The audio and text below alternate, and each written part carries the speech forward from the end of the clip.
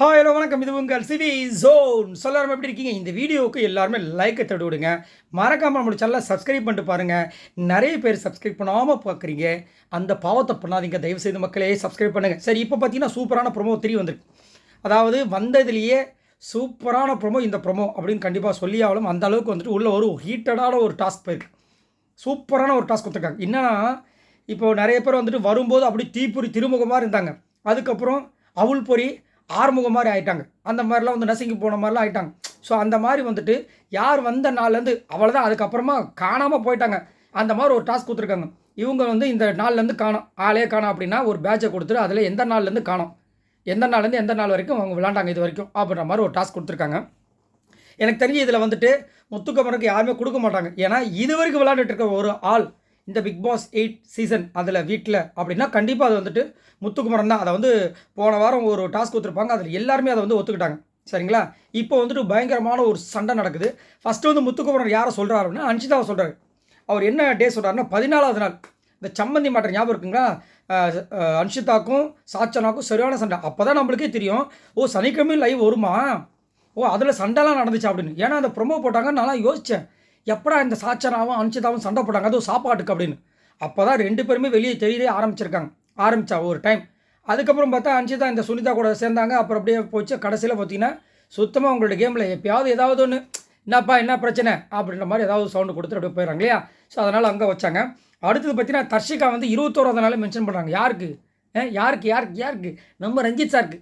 ஏமா 21வது நாள் மட்டும்தான் அவர் பண்ணார், அந்த வாரத்தில் மட்டும்தான் கொஞ்சம் பண்ணார், அதுக்கப்புறம் எங்கே போனார் அப்படின்னு தான் என்னோடய கேள்வி.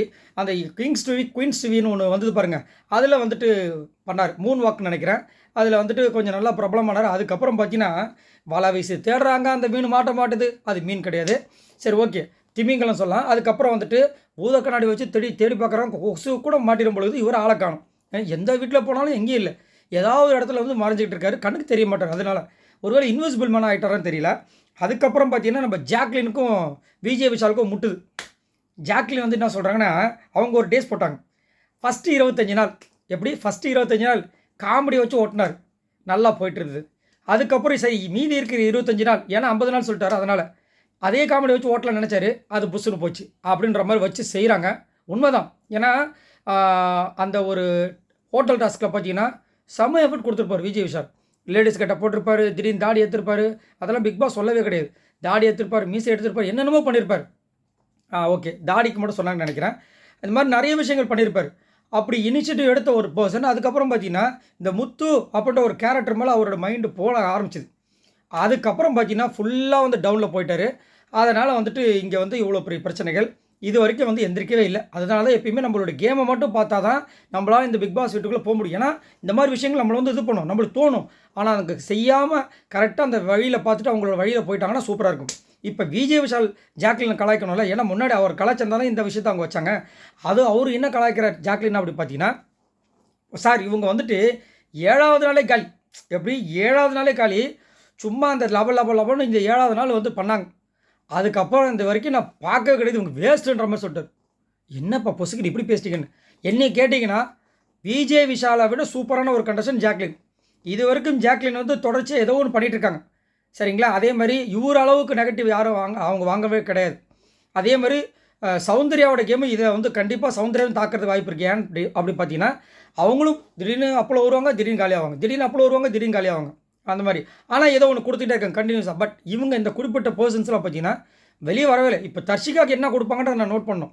ஏன்னா தர்ஷிகா வந்து எனக்கு தெரிஞ்சு நான் சொல்கிறேன் பாருங்கள், அவங்க 2வது வாட்டி கேப்டன் ஆனாங்க பாருங்கள், அதுக்கப்புறமா சுத்தமாக காலி. ஸோ தர்ஷிகாவுக்கு இதுதான் என்னுடைய இது. ஸோ இந்த மாதிரி நிறைய பேர் இருக்காங்க. சாச்சனாலாம் வந்து இப்போ வரைக்கும் ஏதோ ஒன்று பண்ணிட்டு தான் இருக்காங்க, அது வேறு விஷயம். சாச்சனா வந்தாலும் சரி, அதுக்கப்புறம் அருண் பிரசாத், ஏன்னா அவங்களாம் ஏதோ ஒன்று பண்ணிகிட்டு இருக்காங்க, கண்ணுக்கு தெரியுது. மஞ்சரியெல்லாம் வந்ததுலேருந்து பண்ணிகிட்டு இருக்காங்க. வர்ஷினிக்கெல்லாம் வந்து வந்த நாள்லேருந்து 0 தான். அந்த மக்களாம் பெருசாக ஒரு முட்டையை தான் போடாமல் போல இருக்குது. வர்ஷினி வந்ததுலேருந்து காணோம், அவங்க வந்த நாள்லேருந்தே மோசம் அப்படின்ட்டு. ஸோ நீங்கள் உங்களோட கமெண்ட்ஸை சொல்லுங்கள். ஆமாங்க, இவங்க இந்த நாளுக்கு அப்புறமா வந்துட்டு கண்ணுக்கே தெரியல அப்படின்னு நீங்கள் யாரை மென்ஷன் பண்ணுவீங்க? இந்த டாஸ்க்கு உங்களுக்கு நீங்கள் கமெண்ட்ஸ் பண்ணுங்கள், நானும் வந்து தெரிஞ்சுக்கிறேன். ஸோ மறக்காம இந்த வீடியோக்கு லைக் தட்டி விடுங்க. பாய் நண்பர்களே.